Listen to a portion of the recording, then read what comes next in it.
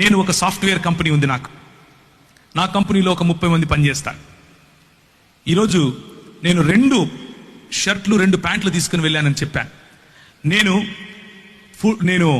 100% నా సాఫ్ట్వేర్ కంపెనీకి ఉదయాన్నే నేను బ్యాగ్ వేసుకుని వెళ్తూ ఉంటే నా భార్య అంటుంది, చర్చికి వెళ్తున్నావా, వెళ్ళరా అంటది. ఆరాధనకి వెళ్తున్నావా, మంచిగా వెళ్ళరా, మంచిగా ఆరాధన చెయ్యి అని చెప్తుంది. నేను వెళ్ళి పని చేసే నా సాఫ్ట్వేర్ కంపెనీ కూడా దేవుని రాజ్యములో ఉపయోగపడాలి. దేవుని రాజ్యము అది. దానికి ప్రభువు దేవుడై ఉండాలి, దానికి ప్రభువు క్రీస్తై ఉండాలి. మేము నడిపించే సాఫ్ట్వేర్ కంపెనీలో దేవుని రాజ్య విలువలు కనిపించాలి. మాకందరికీ యేసు ప్రభువే బాస్ అయి ఉండాలి.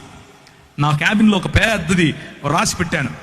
మా అధికారి ఒక యూదుడైనటువంటి కార్పెంటరు అని, ఒక ఇంగ్లీష్లో ఉంటుంది.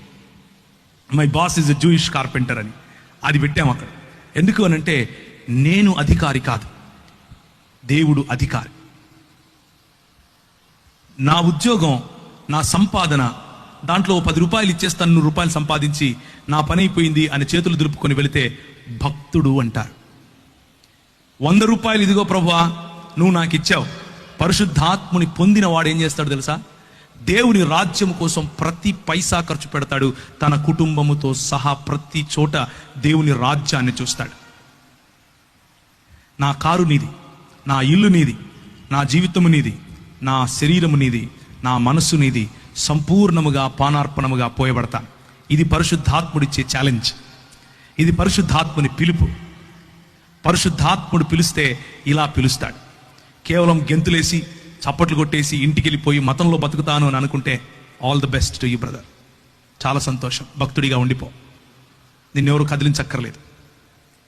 కానీ పరిశుద్ధాత్ముడు కదిలిస్తే ఏం చేస్తాడో తెలుసా? ఒక స్టెఫెనును లేపుతాడు. పరిశుద్ధాత్ముడు కదిలిస్తే ఏం చేస్తాడో తెలుసా? ఒక పౌలును లేపుతాడు. పరిశుద్ధాత్ముడు కదిలిస్తే ఒక శీలను లేపుతాడు. పరిశుద్ధాత్ముడు కదిలిస్తే ఒక తిమోతిని లేపుతాడు. పరిశుద్ధాత్ముడు కదిలిస్తే ఒక తీతును లేపుతాడు. ప్రతి ఒక్కరూ వారి జీవితాన్ని పానార్పణాలుగా పోశారు. నేను మాత్రం మతంలోనే ఉంటానని అనుకుంటే ఆల్ ద బెస్ట్.